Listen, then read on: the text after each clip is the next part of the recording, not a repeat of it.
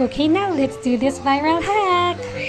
Okay guys, let's see if this viral hack will really work. Hindi ko na tinanggal yun. Okay. So, kumuha tayo ng spoon para scoopin natin yung fruit para may labas natin siya from its skin.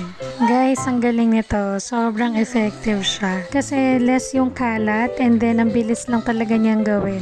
Ang galing nito. Kahit yung kids nyo, kaya tong gawin.